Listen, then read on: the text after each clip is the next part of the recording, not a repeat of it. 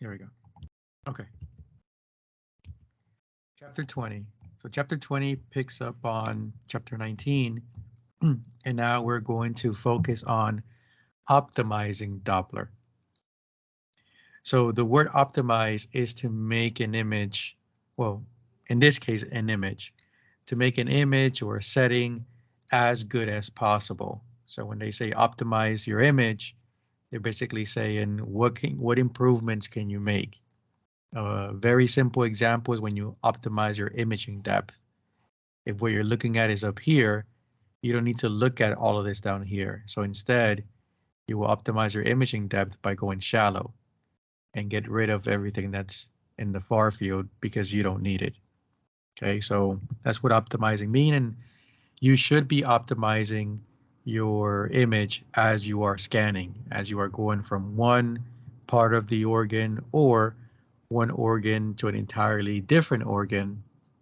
You should be optimizing your image. Things change. Your image is no longer the same as it was before. At least the settings are no longer working as they were before. So you should be changing, whether it's imaging depth, whether it's brightness, or just hitting eye scan on Philips. I'm more familiar with Philips. Hitting eye scan on Philips so that it can automatically adjust your gain and your TGC, so be it. It's good practice to do that as you are moving along in your study because things change. Your imaging depth is something else that you should be adjusting as you move along in your study. In this case, we're going to stick to Doppler. So you should be adjusting your Doppler as you move along in your study, as you're going from one vein to the next, one artery to the next. Things, change. So chapter 20 first begins talking about angles. We finished chapter 19. Well, a big part of chapter 19 was predicting flow. We wanted to know if flow was moving left to right or right to left for perpendicular vessels.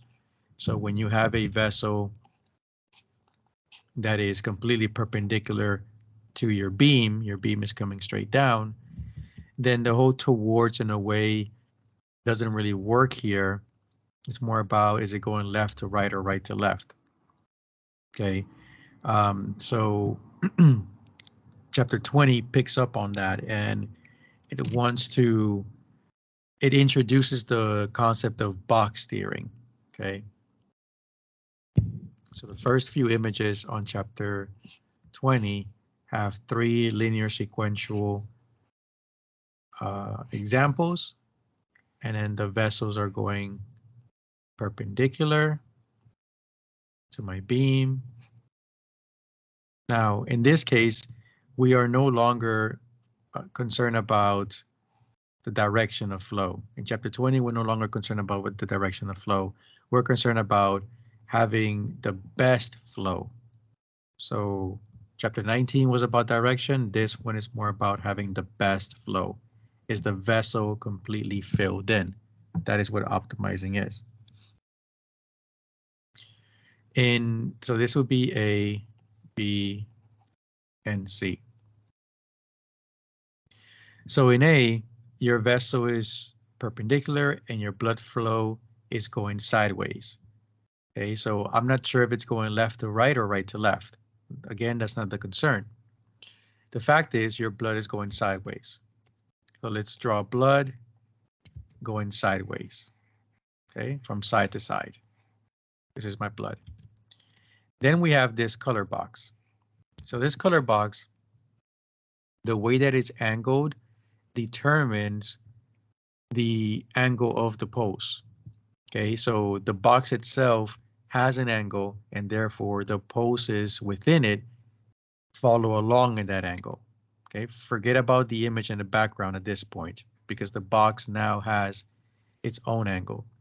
So this box is straight, which means that the pulses will be going straight down because the box is straight. Okay, so if I go down here to my flow, my pulses are going straight down like this. And now what you what you are supposed to focus on or appreciate and analyze is what is the relationship with my flow and my pulses, okay? Because that's what an angle is. The angle that we focus on is the angle that is created from the intersection of my flow and my pulses. And in this case, my flow goes side to side, my pulses go straight down. So this interaction right here is 90 degrees. The interaction between my flow and my pulses. So I have a 90-degree angle here. That is what's being created. And a 90-degree angle, you have to remember the cosine value of it, because now we're going back to the Doppler shift. So for the Doppler shift, you go back to angles. Give me 1 second. So the Doppler shift, and I'll write the formula here. Doppler shift equals 2 times V times F times cosine of angle divided by C. That is my Doppler shift. So 90 degrees has a cosine value of 0. So when I go back to this Doppler shift, I plug in 90 degrees, which then gets replaced by a value of 0. And now in this formula, everything here is will end up being multiplied by 0 at the end, which will make my Doppler shift 0. And a Doppler shift of 0 is interpreted as there is no movement, which in this case would be there is no blood flow. Okay, even if there is, the machine assumes there is no blood flow because the machine only knows math. So in box A, what I'm going to get inside will be this. It'll just be left black and anechoic because it assumes there is no blood flow. Okay, so that's that's in A. The box is straight. In B, we have the blood again moving side to side. The blood is moving side to side. And now look at my box. My box is steered. So given that my box is steered, it creates an angle because it's coming sideways. So my box is steered this way, and my pulses are now coming like this in the same direction as the steering of this box. So when I go down here, I draw my pulses like this. And it creates this angle, this interaction between my pulse and my flow. Okay, so essentially I get this. Versus in the other one, I got this. So I don't know what angle this is. This could be 35, 45, 30, 50 degrees. I'm not sure what angle this is. What I do know is that it is not 90 degrees. It's somewhere between 0 and 90 degrees, somewhere in there. So I know it's not 90. Because I know it's not 90, it means that whatever angle this is going to give me a cosine value. It's going to give me a number. It won't be 0. It'll be some number between 1 and 0. Maybe it could be 0.5, maybe it could be 0.3, maybe it could be 0.6. Whatever the case may be, it will give me some value, some number for the cosine. And that cosine is going to get plugged in to my Doppler shift. But now I have a number. It's not 0. Now I have some number. So this 2 times V times F is going to get multiplied by whatever that value is, divided by C. And in this case, I will have a Doppler shift because I will get a number. Nothing here is being multiplied by 0. So I will have some sort of number, which means I will have some sort of Doppler shift, which means I will have some sort of movement, which means I will have some color to prove that movement. Okay, so in here, let's just color this blue. So that's that. And see, again, I have my movement going side to side. I have my movement. And the poses, now the box is steered the opposite way. And the poses are now coming like this. All right, so if I go down here, my poses are like this. So now I get this angle. So if I were to draw it, my angle would look like this. It's over 90. So again, I don't know what angle this is.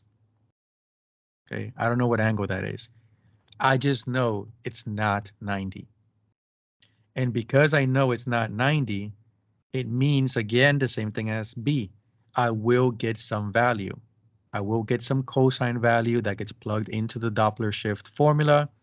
And then I will get some Doppler shift number, some Doppler shift movement, which will then be reflected by a color inside the vessel.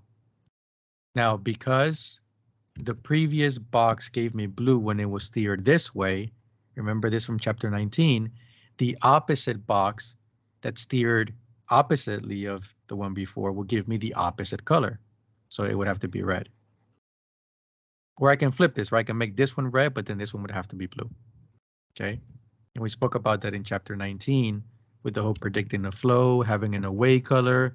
But what if you have a towards color? How do you make it? How do you change it? It was with box theory. So in C, this is what will happen.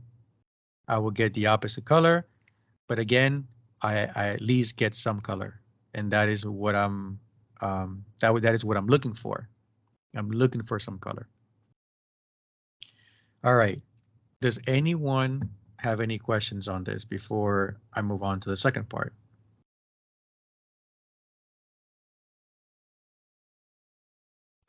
I have a quick question. Mm-hmm. Can you hear me? Mm-hmm. For C, because it appears that the angle's over 90, is that going to put us into like understanding if the Doppler shift is going to be like a negative, or does that not come in here? Theoretically, it would be a negative. Theoretically, okay, because you're over the zero, so it starts on the negative end. So theoretically, it would be a negative. So you would have an away color, right? Theoretically, but that's not necessarily the concern here. Yeah, but if you want to take it there, then yeah, it should be a negative number. It should be a negative number, but again, a negative number is no different than a positive number. It simply implies direction. So, it wouldn't really make a big difference. I think radiologists are more concerned with if it's an artery, make it red. They're pretty much more concerned with that.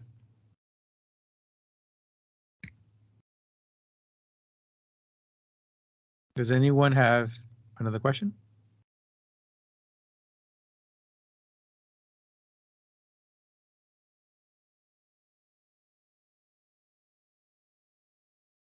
Okay.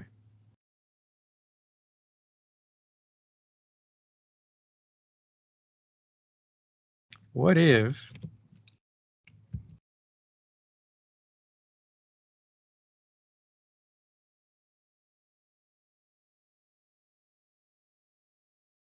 the vessel was angled? So before we had the perpendicular vessel. In this case, what if the vessel itself was angled? Okay. So if the vessel itself is angled, then things are a little bit different. And we, for the most part, as far as I know, we try to make the vessel angle a bit. We don't like having perpendicular vessels. So when the vessel is angled, things change just a tad. So in A, again, we'll put that straight box. In B, we'll steer it this way. And in C, we'll steer it this way. Oh man, terrible.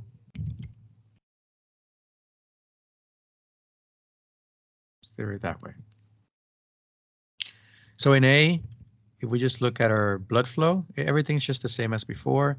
My blood is going like this. That is my blood.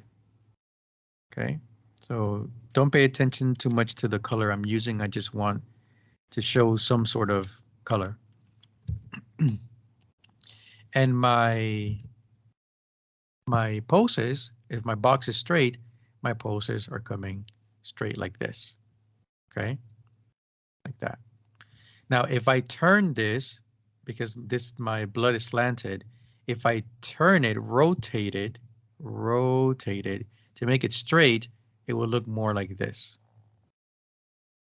Okay, my blood flow like this and my pulses like that. So here's my angle.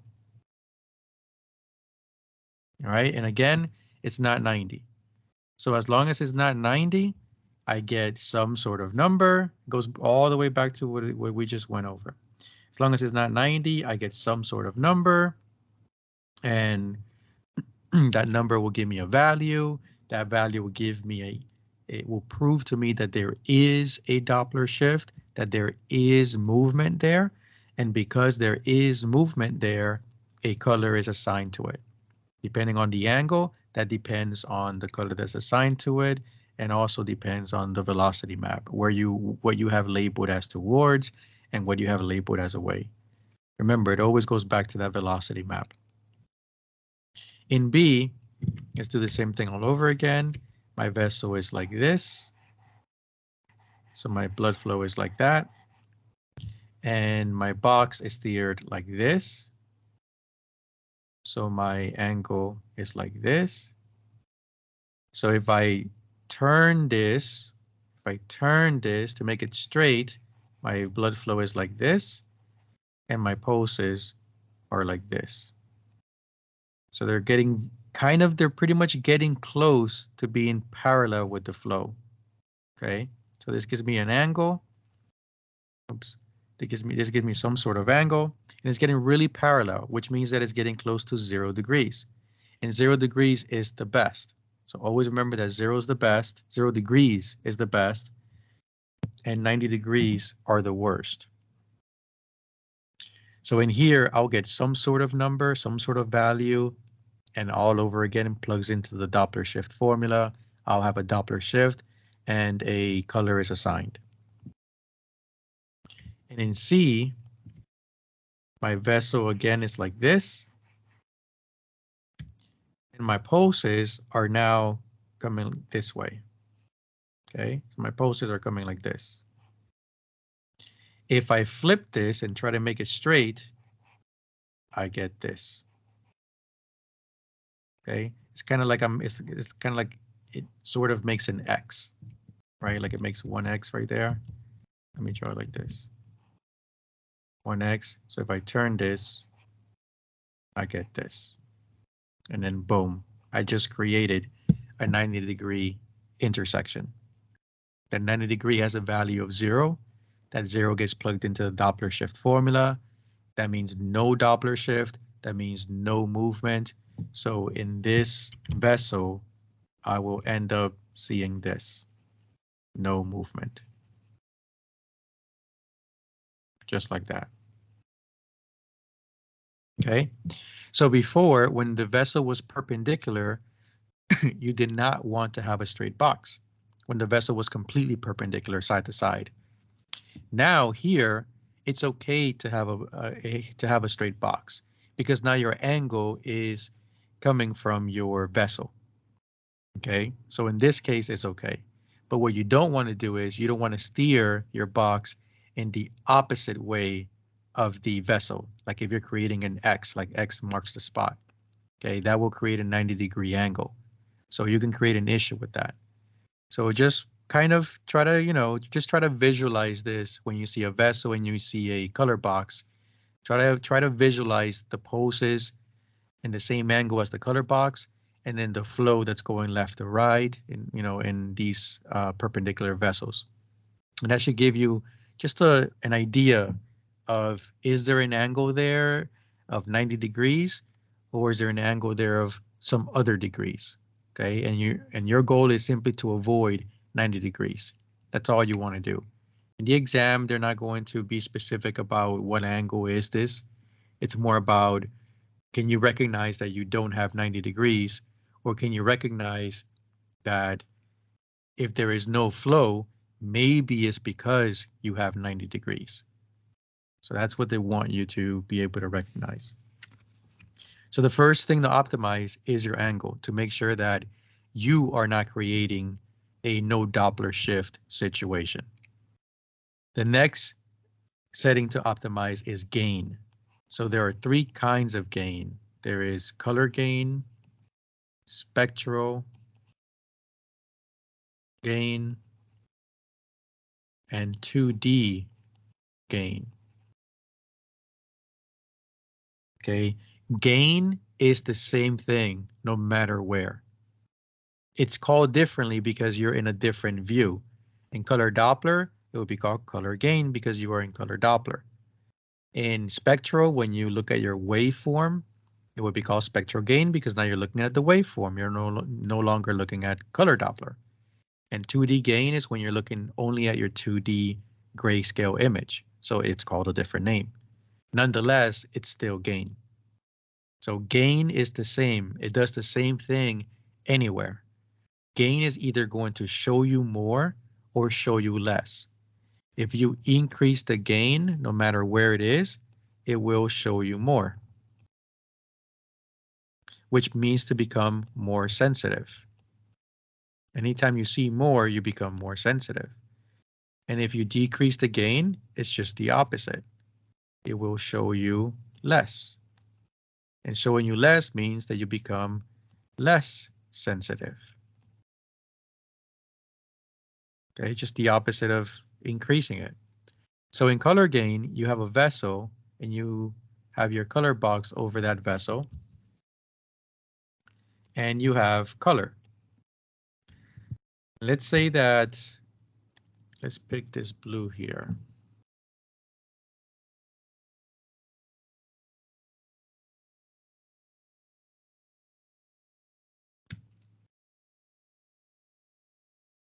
Okay, we have some blue there, and it's a little bit of blue. Okay, if you submit this image to the radiologist, it's not the best image to submit. And listen, I'm not perfect. All right, I've submitted images that are kind of like, why didn't you just make an adjustment? All right, sometimes you just get caught up and you know that everything is normal, and you just move along the study. It's not a good habit to have. So I'm working on it. I'm trying to make every image just be as good as possible. It's just that some patients are tough, and you're not going to get anything anyway. So you just get what you get and move on. And sometimes when you become too sensitive to show everything that you can show, it starts picking up artifact, color everywhere. And I've been there and I say, man, I'd rather show the image that shows a little bit of color, but at least it's still confined to where I want it to be, rather than all this crazy color everywhere. So I make that choice every once in a while. So if you submit this image to the radiologist, you start to create doubt because you're only showing flow in the center of the vessel. So the question then becomes, is there not any flow near the vessel walls? Why isn't there any flow near the vessel walls? All right. And the radiologist isn't there with you when you're doing the scan. You are their eyes. Whatever you submit is whatever you submit. Now, you may have gone through a train of thought and elimination process and everything while you were doing the study. And you know that this is normal because you looked around. You saw the patient was fine. You did all the other vessels, they were fine. So, you have all of that uh, extra little, I don't know, extra little knowledge or extra little assessment that you did. But the radiologist doesn't. The radiologist can can only see what you see. And I know the running joke, at least when you scan abdomen, the running joke is the pancreas is always limited. That's the running joke, that no matter how pretty the pancreas looks or how pretty you make it look, it's always going to be called limited. Okay. And it's because radiologists just don't want to take any chances. At least that's what I've heard. It's better to just call it limited than to say that it's normal and one little part may not be normal. Oh, there you go. 100,000%. So it comes from that, right? You scanned the pancreas, you looked at everything around. Uh, if you only took a couple of images, then they'll just rather call it limited. Say, hey, I wasn't there to see everything. So why take the chance? All right. And it's their butt on the line at the end of the day. So the moral of the story is do your best not to create any doubt because the radiologist has no other choice. Once you submit this and you leave it at that, it just creates doubt and there's nothing I can do about it at this point. That's it. Nothing I can do about it at this point. And if I'm trying to be responsible for what I'm seeing, I'm going to say, hey, what happened here? And that's it because I don't know what happened there. So instead, one thing that you can do is because you're not seeing enough, well, then that is where the problem is. You are not seeing enough. So the solution to that is you need to see more. If you're not seeing enough and you want to see more, that's the solution, see more. So the adjustments that you make are adjustments that will allow you to see more. Increasing your gain in this case allows you to see more. You can also lower your scale, which we'll talk about later. Oops. So if I increase my gain, all of a sudden I see this. And that's a lot prettier. And that absolutely removes any doubt that the vessel uh, may have some sort of plaque built up. It's completely open in this case. So it removes all doubt, at least in that portion where my color box is. So that's what I want. Now, when you increase the gain, you're not creating flow. I cannot magically create flow. I can't say there was no blood there, so let me put blood. And if you ever come across a vessel that's completely occluded, you'll notice that you can increase the gain as much as you want to, and there will never be any blood flow there if it's completely occluded. So you're not magically creating blood when you increase your gain. What you're doing is the blood that was always there, now you're able to see it. Okay, that's all you're doing. It was always there. You were just not in the right setting. It's sort of like when you go through a hard time. Maybe there was always a blessing there. But if your mindset was, I'm going through a tough time right now, which is completely understandable, if that's where your mind is focused, you're not going to see that blessing in disguise.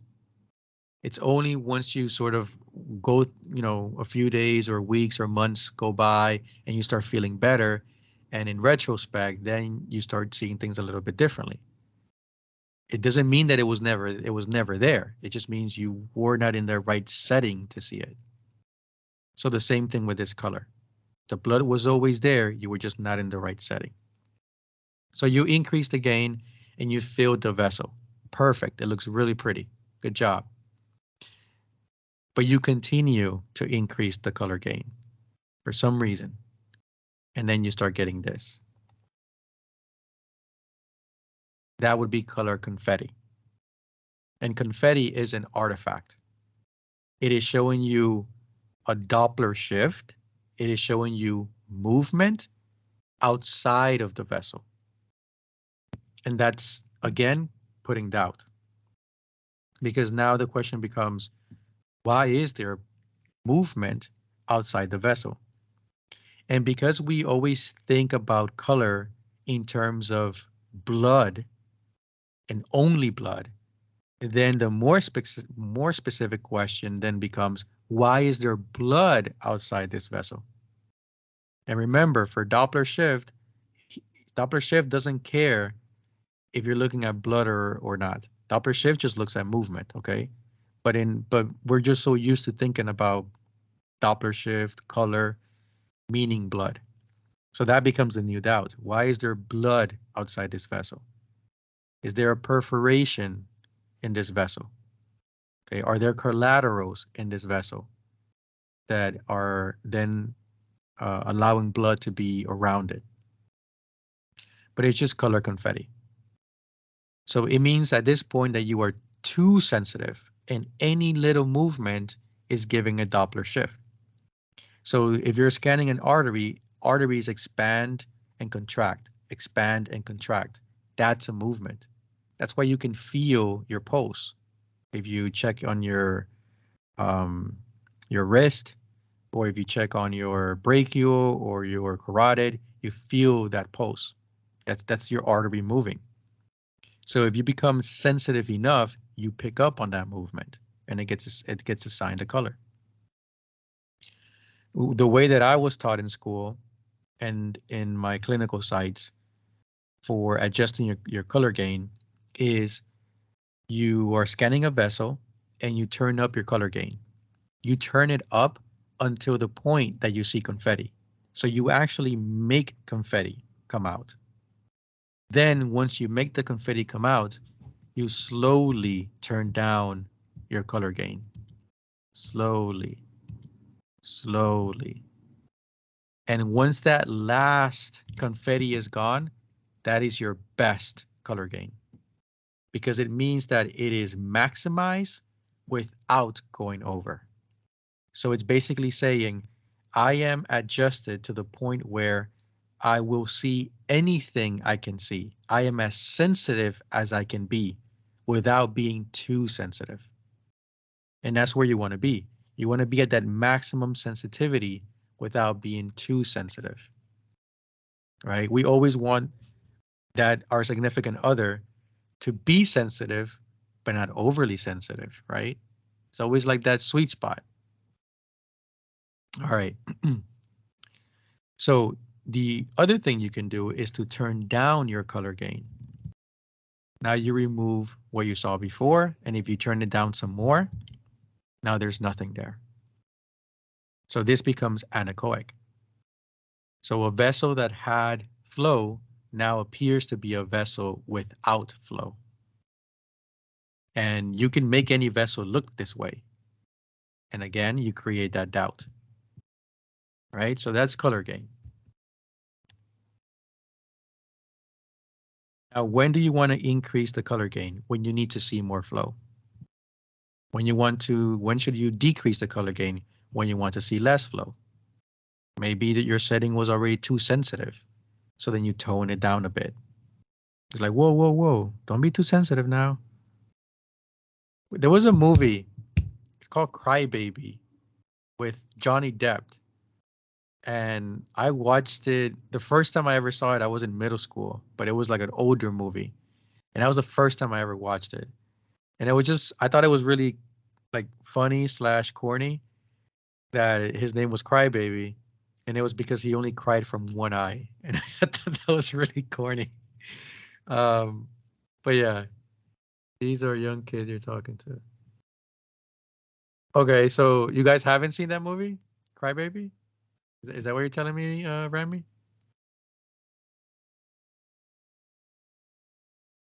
Oh, okay. I most definitely have watched Crybaby. Who's this? Christy. Oh, okay. It's like an old movie, right? It's like from the what is it, 70s? Hey now. No, is it? Is it? No, I'm saying, is no, it? it is an older movie. I don't know the year though. Oh, okay. I mean, I watched it when I was in middle school, and I was not in middle school in the 70s, people. Okay? I was not. I am 33 years of age. All right. So I was not in middle school in the 70s. Alrighty. Spectral gain. Before I lose my 33, there you go. Whoop whoop. I remember a student once thought that I was some middle-aged man with 2 kids. I have no idea how she got there. I have no idea, but she just said, "Listen, I thought you were a middle-aged man with 2 kids, a wife, and everything, because you're teaching physics, and no one no one who's young, who's like not middle-aged is going to teach physics." So I thought it was pretty funny. All right, spectral gain. So spectral gain is the same concept about gain. All right, so spectral is referring to your waveform. So you have your spectral display like this. You have your baseline, you have above the baseline, you have below the baseline, and then you have your waveform. And sometimes your waveform is not very bright, not very visible, not very prominent. Okay, it's a little off, right? So you need to up it a little bit. You need to help it out a little bit. So what you can do is increase the spectral gain. Remember, the brightness level of your spectral wave depends on how much blood it is picking up, because your spectral wave is your Doppler shift. Okay, so it's the movement of blood. The spectral wave, just like color gain picks up how much blood is there, how fast that blood or how slow that blood is moving. And spectral gain, the brightness level of it, all depends on how much blood is creating a reflection. So if you get a really weak reflection, that spectral wave is going to look very like if it's almost not there. It's like a very weak signal. Okay. And you can test this out whenever you like. You can go scan something, scan a vessel, and put this, and maybe it's a little vessel, and put the pulse wave on there, and you'll notice that you're not going to pick up much. And the spectral wave is going to be pretty weak. Okay. And if you go and you scan a strong vessel, like a femoral vein or an artery, you're going to see that your spectral wave will be bright. It'll be nice and strong. It's because it's about how much blood is creating a reflection. So if you have this really weak wave, then now you just need to help it out. Now you need to say, well, I want to see more of it. I want to, just like the color gain, I need to see more of it. So you increase your spectral gain. You increase your spectral gain, and now this happens.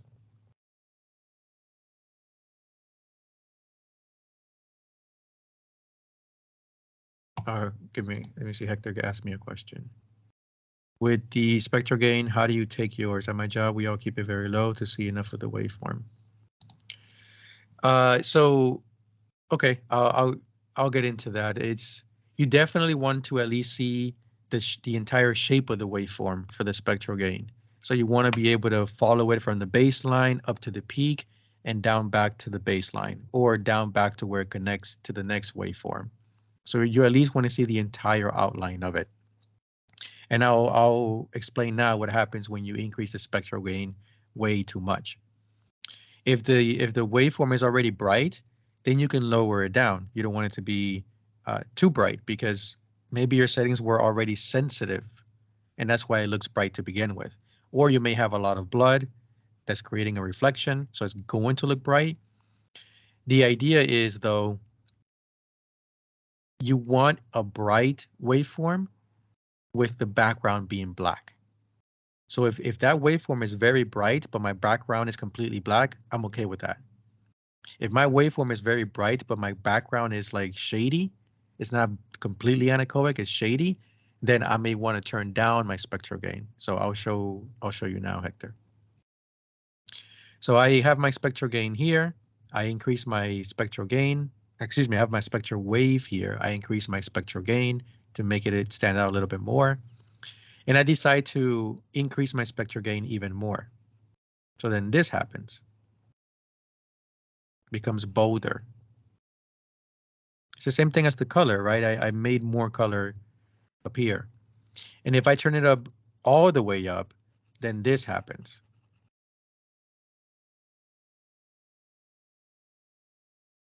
And then this starts happening in the background.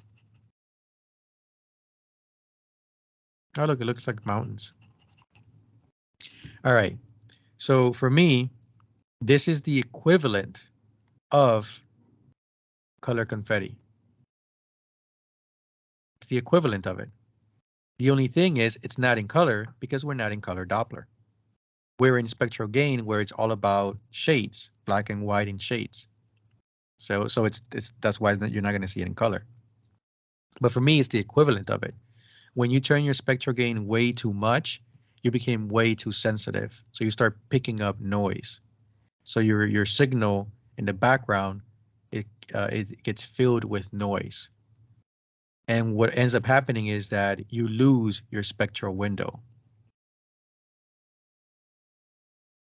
And instead, you created spectral broadening. And spectral broadening is normally associated with turbulent flow. That's what it's normally associated with. So what was a laminar flow spectral window waveform now became a spectral broadening turbulent flow waveform. So you can make it look like there's something there. Okay, so when you become too sensitive, it's a problem. So what do? You start to turn down your color, your spectral gain.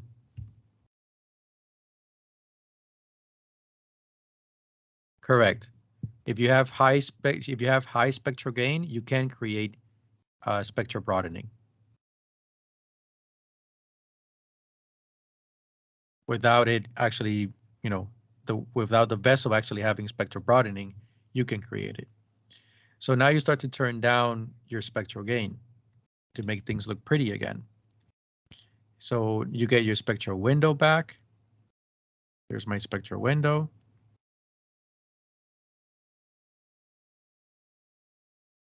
And you decide to continue to turn down your spectral gain.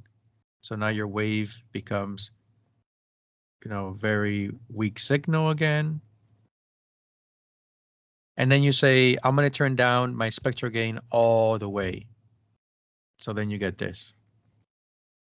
Everything's gone. It's the equivalent of what happened in color gain. Okay, it's the equivalent. So that's why I say gain is gain, no matter where it is. It does the exact same thing for all three settings.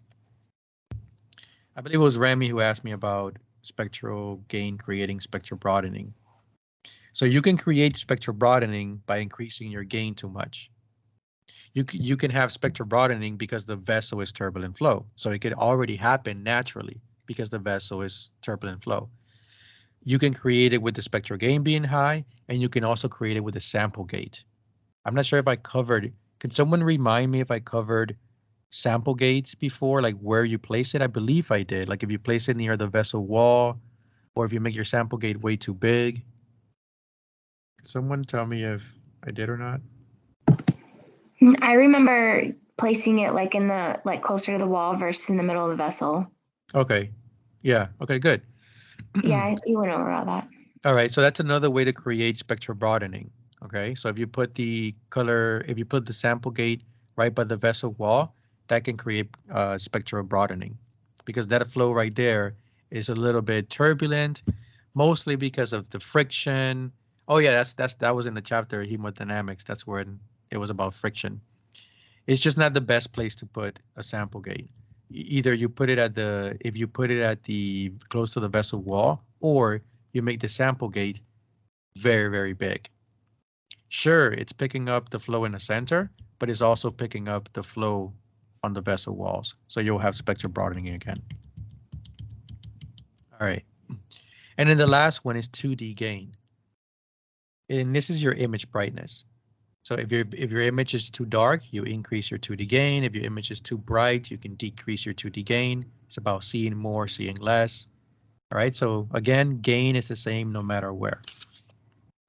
So that's it for that. Now here's a big one. Aliasing, it comes back, versus flow reversal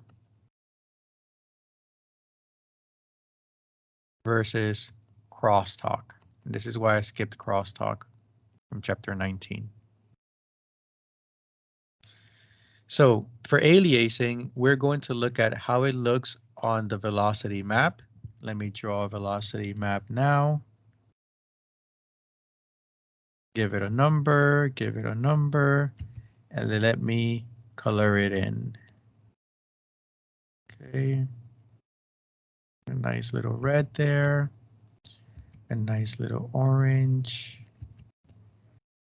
Let's give it a nice blue. And a nice, well, I'm not sure if this is sky blue. I don't think it's sky blue. Baby blue? Maybe. No, man. Hector, green? Come on, man. That's blue. All right. Let's see. Like a, yeah, it's like a baby blue, I think. But it's very bright. It's like a very bright blue. All right. So we have aliasing. Here's my velocity map. And here's my vessel with a color box over it. And here's my waveform. And I'll do the same thing here. Here's my vessel with my color box over it. And here's my spectral display. So for aliasing, we say that the wave wraps around. So that's what we say, the wave wraps around. Okay. Now here's the thing about aliasing. Here's the thing about color Doppler and spectral display. They show you the same information. Okay, they show you the exact same information. It just looks different.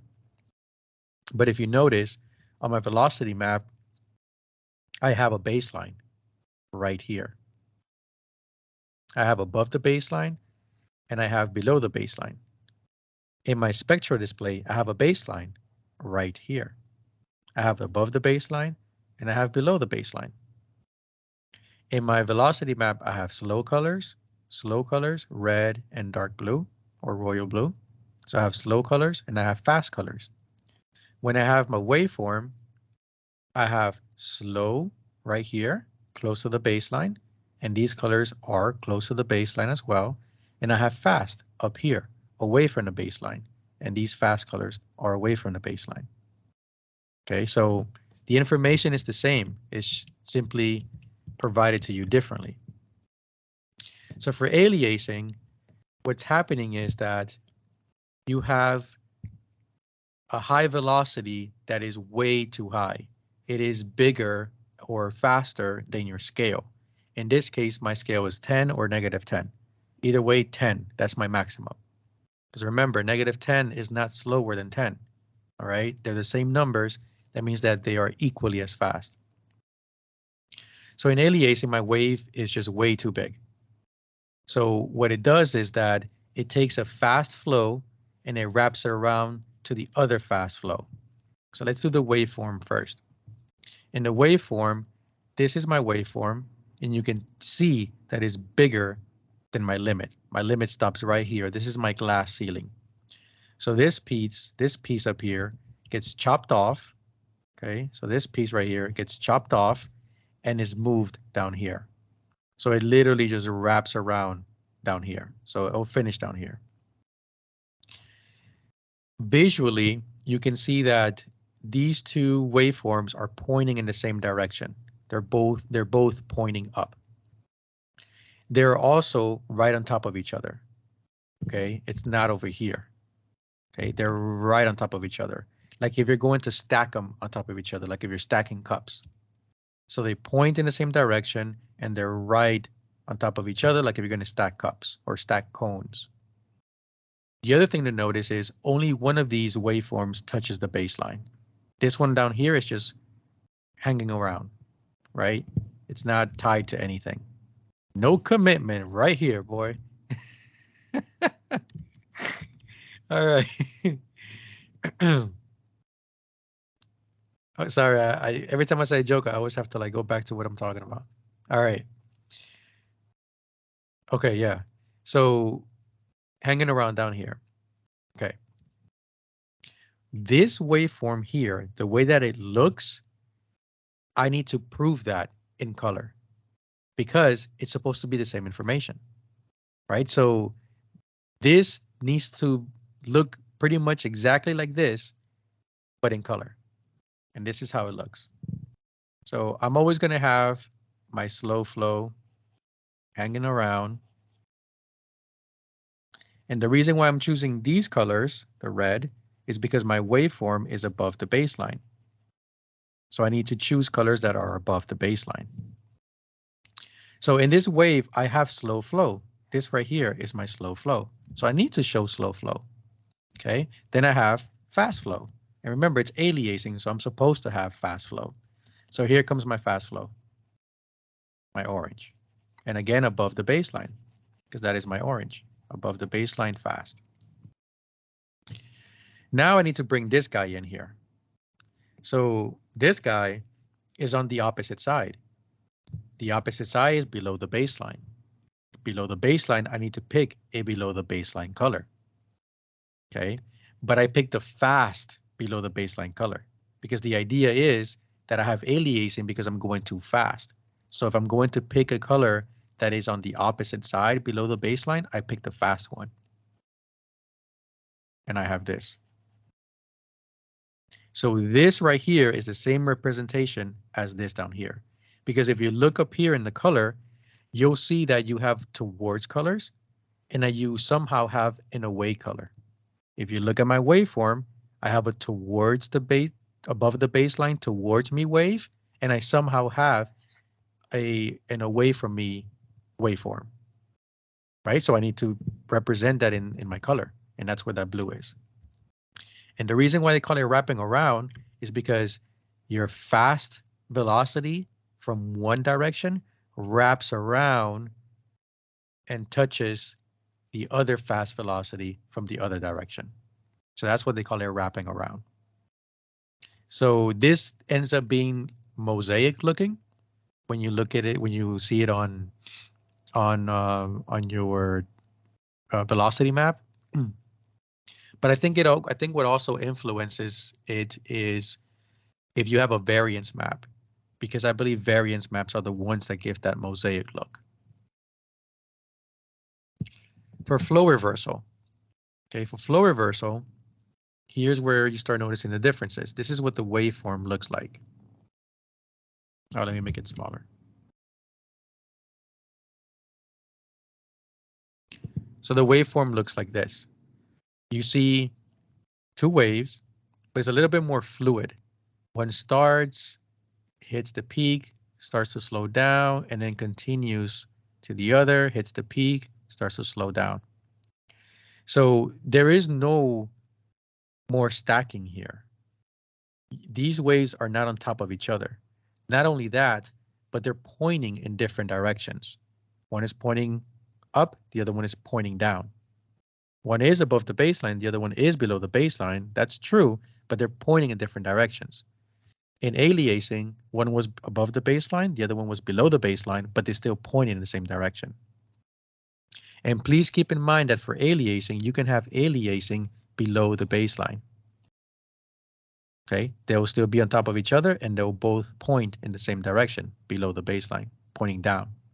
So aliasing occurs in either direction.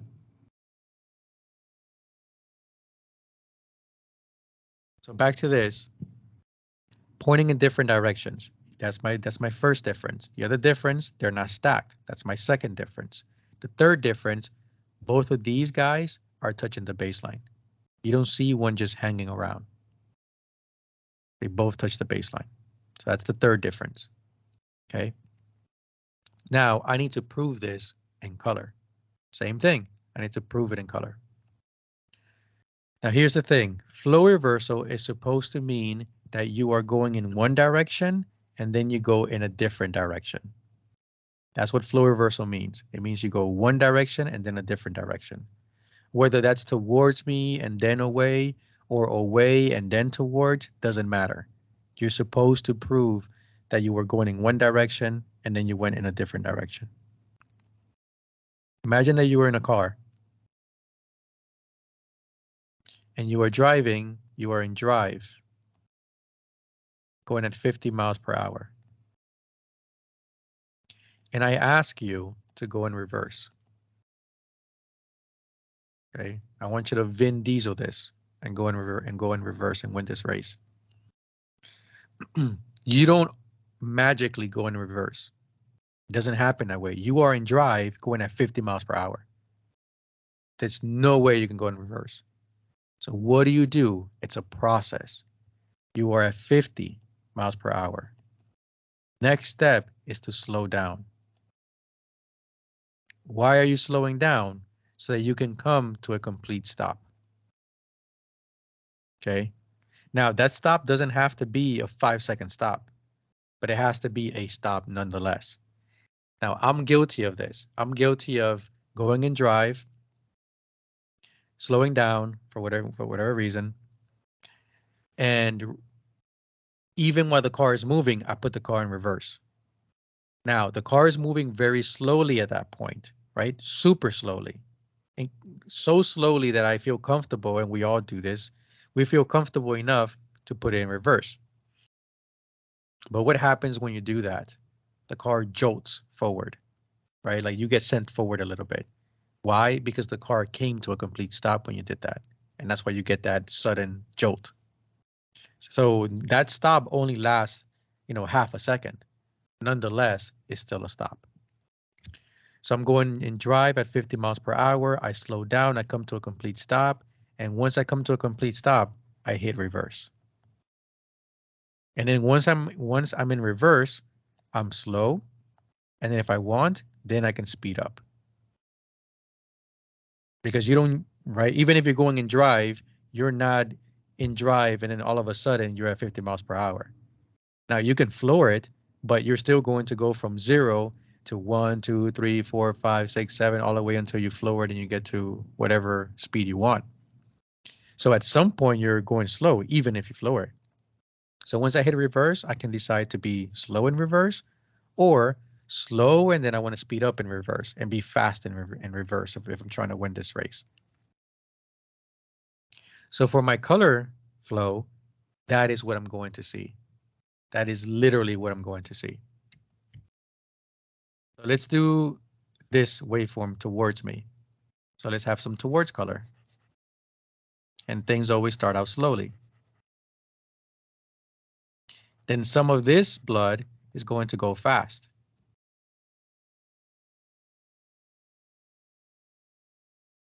Okay. Now let's bring back a little bit of the slow because now I want to slow down again. So let's just bring it back a little bit. And now that I slow down, I need to come to a complete stop, or at least some of this blood needs to come to a complete stop if it's going to change directions. And I bring my baseline because a complete stop means there is no movement. There is no Doppler shift. That's what a complete stop is, right? There is no Doppler shift. So somewhere in here, I'm going to see a little bit of black. That is the blood that slowed down to a complete stop for a split second, if anything. And all of a sudden, you see this. Blue. The other direction. So this is how in color you prove that there is flow reversal. The key here is to see that stop, to see that baseline, to see that black. Because that is the color, that is the blood that is then going to switch directions and then give you that away color. So that is what you're looking for in flow reversal. And if I were to color this wave down here, all of this down here, I will start out red. because I am towards but slow. Then I would do orange because I'm towards but I'm fast. On the other side, I am still orange because I'm still fast. Some students tell me that that should be an away color. I'm still above the baseline. How can it be an away color? Some students tell me that that should be red. And I tell them, isn't that part of the wave still faster than this part of the wave? So why would I be red? And what is the difference between this velocity right here and this velocity down here, right there? What is the difference? If I look at the number right here, isn't it the same number? Now it's starting to slow down.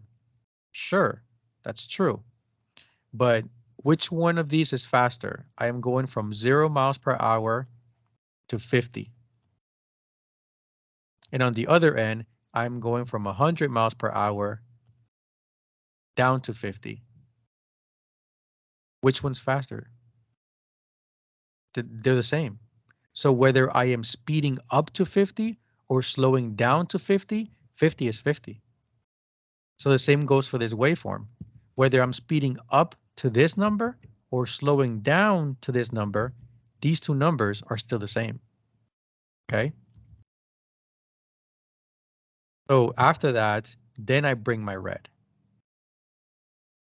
Then I'm at my baseline. Okay, that's my baseline. Now I need to go in a different direction. And again, I start with my slow colors. Closest to the baseline, my blue. My blue it's away from me, and it's the first color next to the baseline. It's my slow color, my blue. Then my aqua. Oh, that's the color, aqua. Then my aqua. Kind of aqua, I guess. Then again, aqua again, and now blue. So this is what a colored spectral waveform in my head looks like.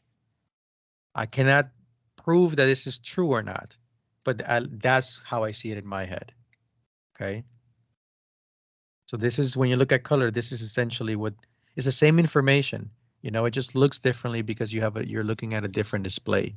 You're looking at it from a different lens. That's all. So that's flow reversal. So please note the differences. And the last one is crosstalk. So crosstalk looks like this. It looks like a diamond. Okay. Or I like to call it a sunset. Obviously it's not round, right? But I like to call it a sunset because your baseline is sort of your horizon, right? So it's just nicer to call it a sunset, but you can just call it a diamond. This is called crosstalk, okay? And crosstalk, what you need to know about it is the name, crosstalk, what it looks like. It looks like a sunset or a diamond. This is a mirror reflection. That's basically what it is a mirror reflection. And it happens for two reasons. Number one, your spectral gain is too high. And number two, you are nearing 90 degrees. When you're scanning and you're taking this pulse wave, you are nearing 90 degrees. And I've seen this artifact when I scan echo. I've seen this artifact. And it's with the Pedoff transducer. Since I don't have a visual, I just go by by the waveform.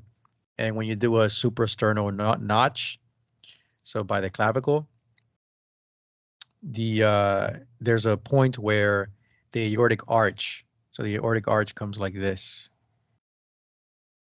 And then you have the three vessels like this. This is your aortic arch. So when I'm scanning and I'm kind of like moving around, I'm trying to aim here. I'm trying to aim here. And in the process, I'll aim here down the center. And that would be my blood flow is going like this at this point, right? It's curving like this. And I'm going straight down and I'll create a 90 degree.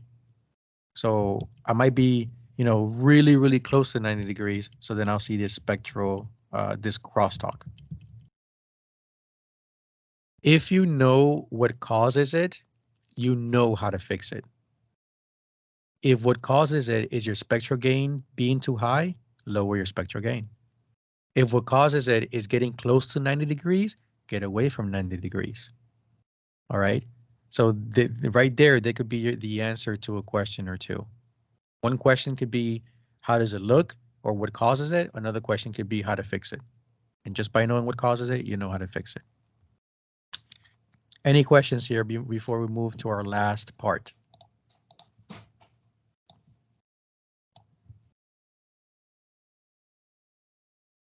Nope. Okay. Nope. Okay. So the last part is scale versus wall filter. Very important. Wall filter is also known as your high pass filter. So for scale, you can increase the scale. If you increase the scale, you will focus on fast flow. If you increase the scale, you will focus on fast flow, which means that if you focus on fast flow, you're trying to fix or avoid aliasing, right? But let's just say you are trying to fix aliasing, okay? Because aliasing occurs on the fast end. So now you're putting all of your focus and energy into the fast end. So you're trying to fix aliasing by increasing your scale. Your number gets bigger.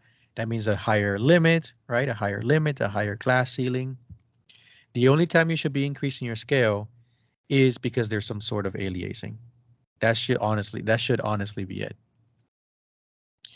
Now, this has a negative, which I didn't bring up in chapter 19 because I bring it up now. So imagine that you're looking at a highway and I tell you to count all the cars that are moving fast. Count all the cars that are only moving fast. If you do that, you're going to ignore certain cars, the slow moving cars. Why? Because I'm telling you to focus on the fast ones. So that's what happens here. When you focus on the fast flow, you're going to ignore the slow flow. Therefore, you will see less slow flow. And anytime you see less, you become less sensitive. If you have aliasing, do you care about this? No. If you have aliasing, you don't care about the slow flow. The problem is aliasing, and you're trying to fix it. So you don't care about this if you're honestly trying to fix aliasing. If there is no aliasing and you increase your scale, now you're getting into something. Okay. Now it's kind of like, well, are you imaging a vein and you're increasing your scale? Because now you're going to ignore that flow in that vein. So the flow in the vein will disappear. All right. So the only time you should be increasing your scale is to fix that aliasing. Now you can do the opposite. You can lower your scale. If you lower your scale, now your number becomes smaller, which means smaller numbers, slower velocities. So your attention now comes to slow velocities. So you will focus on slow flow. So everything just becomes the opposite. You focus on slow flow, so you're going to see more color or more slow flow. And anytime you see more, you become more sensitive. Okay. Now the problem here is that you can be subject to aliasing, meaning that aliasing can happen if the circumstances arise. If you lower your scale low enough, you can create aliasing. Okay. 25 miles per hour is not fast. Okay. It's not fast because we know that for the most part, everything is at least a 30-mile-per-hour zone. So 25 miles per hour is not fast. But then you hop on a school zone. where the speed limit is 15 miles per hour. They lowered your scale very, very low to the point where what was slow before is now considered fast. So you'll get a really bad ticket because, you know, it's kids, right? That's a very sensitive topic. We can't, you know, we have to be very responsible. So if you lower that scale low enough, you can create aliasing. You can make a artery that's completely normal aliase if you lower that scale low enough because you're making your Nyquist limit very low. So when should you be lowering your scale? When you're trying to see more slow flow. The one who always gets the short end of the stick is the slow flow. That's the one that either goes away or comes back. The fast flow is always there. You always notice that fast flow is always there. And sometimes it aliases, but you still see it. It's not like, oh, it's aliasing and it's gone, right? It's a South Park episode. I haven't seen South Park in years, man, but it's a South Park episode where the joke is, and it's gone, and it's gone. Oh yeah, let me take this money, put it into the investment bank, and it's gone, and it's gone. It's really funny. So even even if even if you have aliens, come on guys, let's focus here. Come on, man. Stop telling jokes. Even if you have aliasing, you will still see it. Okay. So slow flow is the one who always gets the short end of the stick. So the only time you should be lowering your scale is to become more sensitive because you're not seeing something. So when I spoke about testicular torsion, and the goal there is to see something. So what you're trying to do is you're trying to be as sensitive as possible so you can pick up any flow. So in that case, you would lower your scale and you would increase your color gain to try to pick up anything. And both of those settings are working towards the same goal. Imagine that you lowered your scale, okay, and you also lowered your color gain. You're kind of defeating the purpose here. One made you more sensitive and the other one made you less sensitive. It's like canceling out. Okay, so instead, you work towards the same goal. You get all your ducks in a row and you increase your color gain. Decreasing your scale makes you more sensitive. Increasing the color gain makes you more sensitive as well. We're all moving together towards the same goal. All right, so that's what you want to start doing. As soon as you recognize that the problem is I'm not sensitive enough, you start making all the adjustments that all work together to make you more sensitive. Or if you have aliasing, then you start working together to fix aliasing, not to make it worse. Remy asked if you would want to either do the scale or the gain first. So from my understanding, you want to do the gain first because gain doesn't change anything else.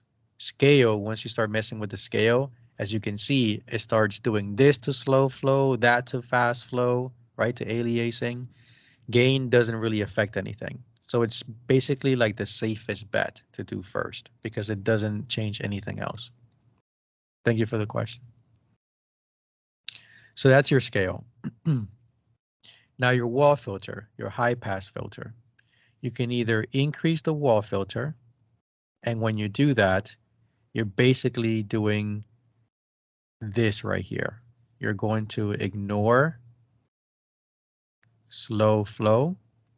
You're going to see less slow flow, and therefore you become less sensitive. And if you lower your wall filter, now it's the opposite. You're going to see more slow flow. Therefore, you're going to focus. You're going to focus on slow flow.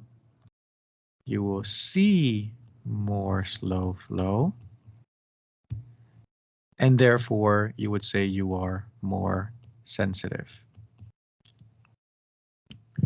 Please note, scale and wall filter have a common ground, slow flow. Okay, they both affect slow flow. That is their common ground. But wall filter does not affect fast flow.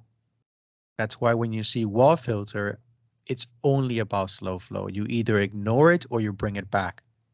But nowhere in there does it say you focus on fast flow. You're fixing aliasing. Nowhere in there does it say that. So note that there is a similarity. They can both get rid of slow flow. They can both bring slow flow back. Okay, they can both do that. But only scale will fix aliasing. If you have aliasing and you're trying to increase your wall filter as a maximum, you're never going to fix aliasing because wall filter doesn't deal with that. This is how I visualize wall filter. You have a ground and you build walls from the ground up. All walls are built from the ground up. So if something is going to get affected first, it would be anything close to the ground because my wall is built from the ground up. No matter how small my wall is, the first thing to always go is anything that is close to the ground. Now, if my wall is very tall, then the first things to the ground will go, and then whatever is above it, until eventually something is big enough to go over it. Okay? So the bigger my wall is, sure, more things will hit it. But this little piece down here, the slowest of the slow, the smallest of the smallest, will always hit my wall, no matter how small my wall is. Okay? So this right here, this ground is basically my baseline. And if I have a wave like this, and I put a wall filter, imagine that this is my wall filter. That is my wall. So essentially, anything that is smaller than that, right, smaller than my wall, is going to hit the wall, and it won't show. So this is how your waveform will look. And I'll just erase my wall because that's not what you're going to see on the spectral display. But this is basically what happens. That slow flow is gone. And they call it having a clean baseline. Because look, my baseline is clean. Nothing is touching it. It looks like somebody took an eraser and just erased it, which is exactly what I just did. And the first thing to go is that slow flow. That is the first thing to go. And let's say I make my wall filter even higher. Well, then the next slow flow goes. Or even higher, then the next slow flow goes. But look at my high flow. It's never touched. It's always there. Okay? And if I lower my wall filter or try to turn it off, I get it back. I get it back. I get it back. Until I get everything back to where it was. Okay? Now here's the thing. If I have flow like this, and I put a wall filter, remember, slow is slow whether you're towards me or away from me. So if I put a wall filter here, this slow flow disappears, but so does this one. Because they're both slow. And there's a clean baseline all throughout. I don't care if you're towards me or away from me. If you're slow, you're slow. Okay, so this is what wall filter looks like on your spectral display. I've seen a question tossed around in one of the apps or the review websites where they have something like this. No, something like this.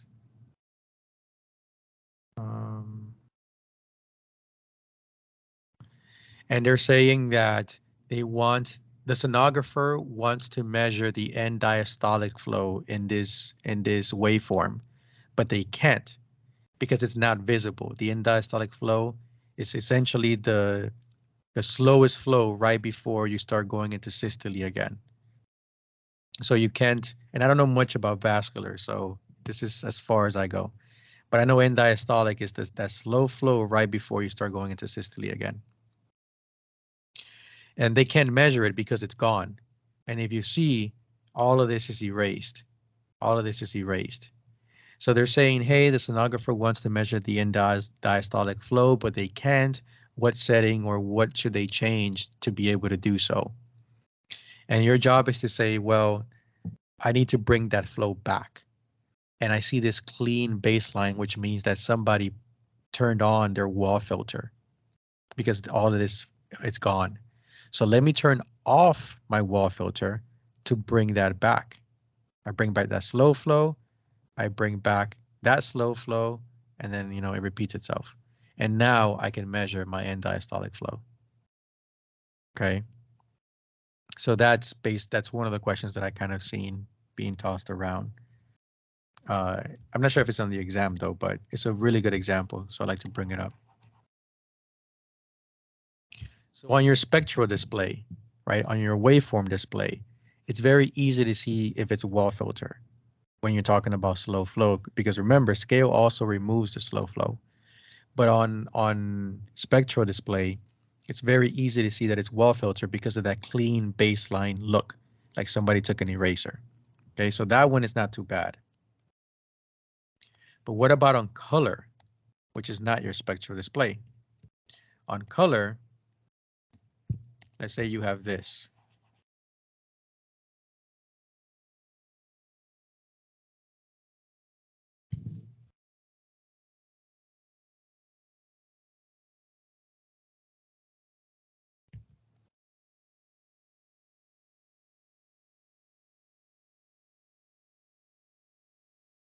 This is the before, and this is the after. Let's say that red is fast and blue is slow. So forget that is an artery or a vein. Let's just say one is fast and one is slow. In my before, I have fast flow and I have slow flow. So I see fast flow and slow flow. In my after, I have fast flow, but I don't see slow flow anymore. That's why it becomes anechoic, like if there's no Doppler shift, because I don't see it. So the way to achieve this is by either increasing the scale so that I can ignore the slow flow, or increasing my wall filter so that I can ignore the slow flow, right? Those are the two ways that this could have happened.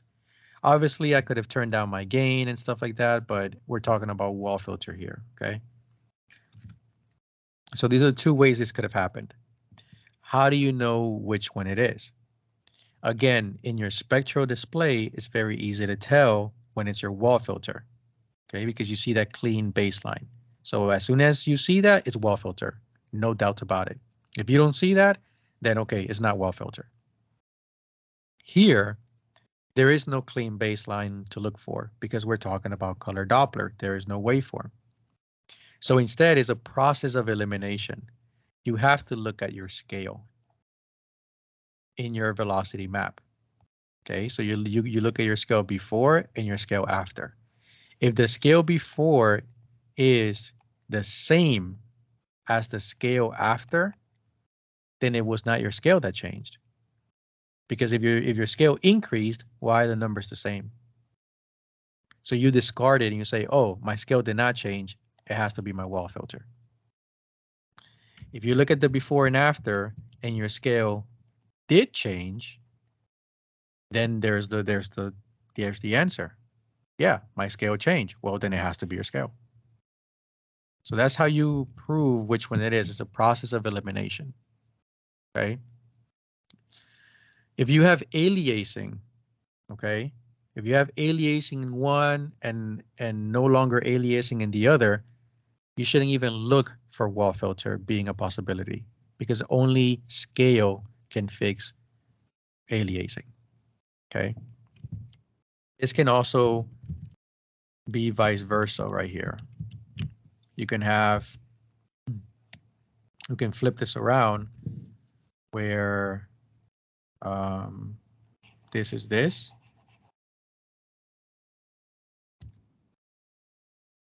And this is this. So in my before, I have no slow flow. In my after, I have slow flow.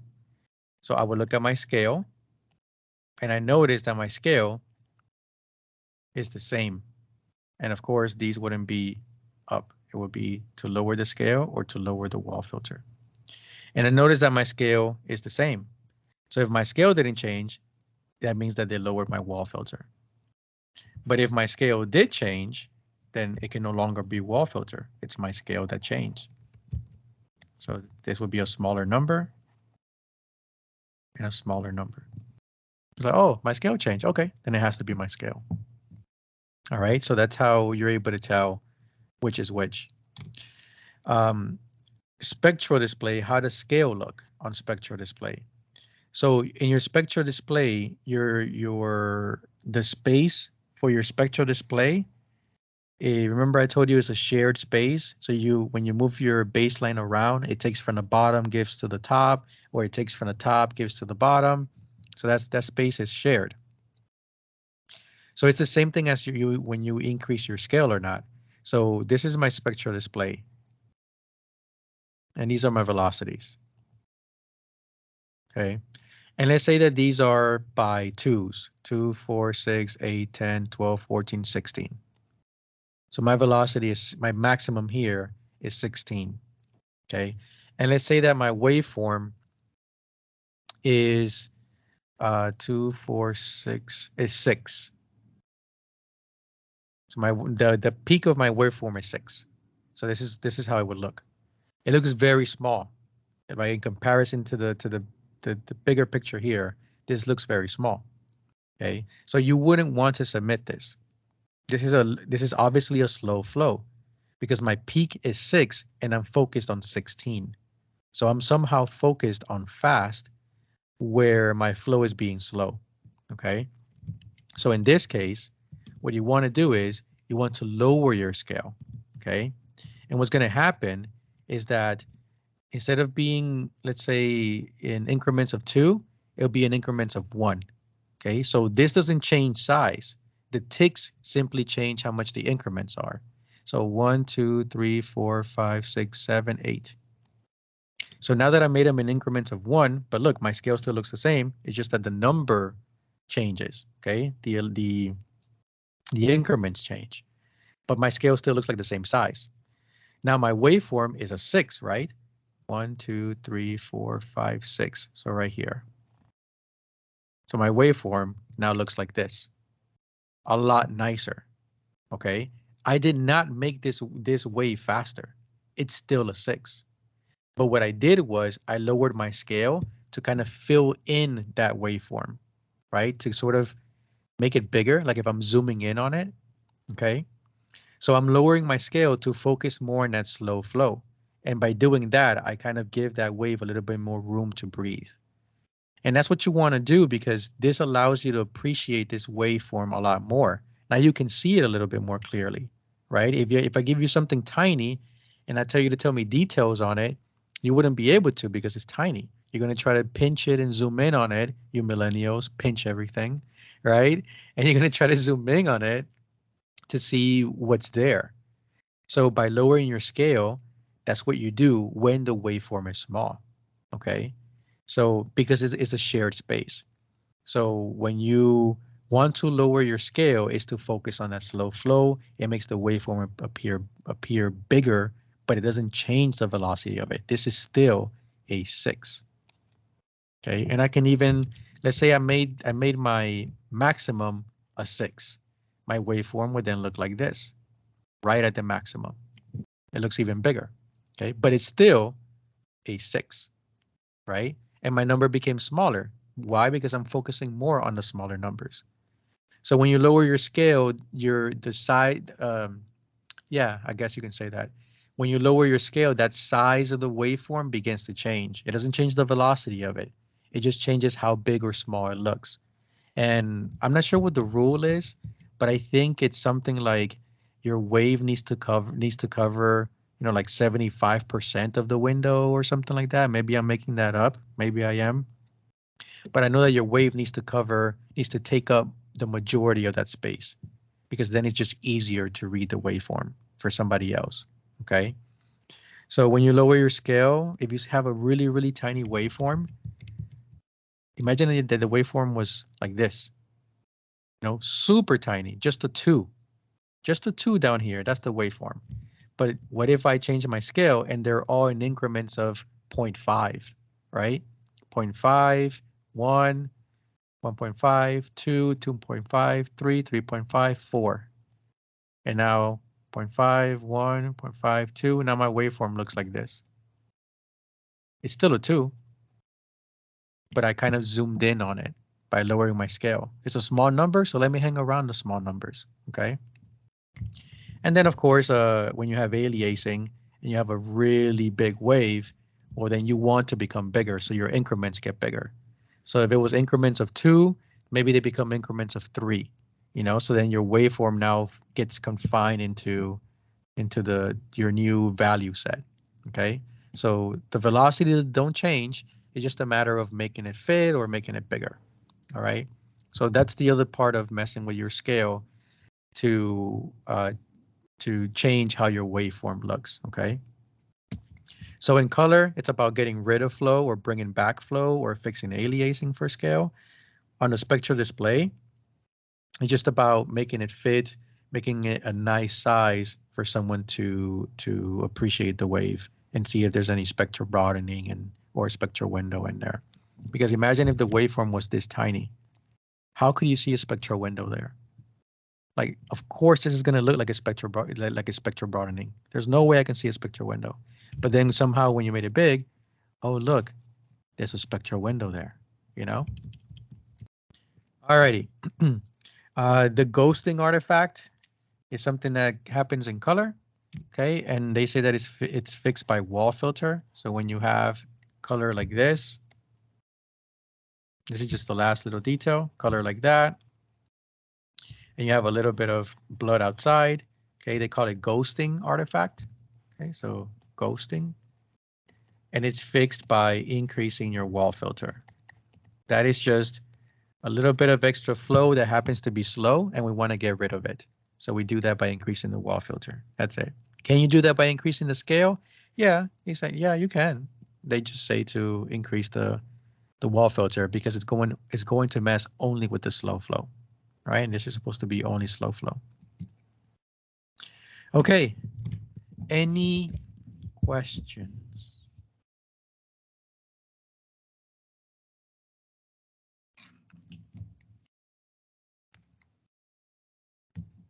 No. Okay. Let me stop the recording. Protocol. There it is.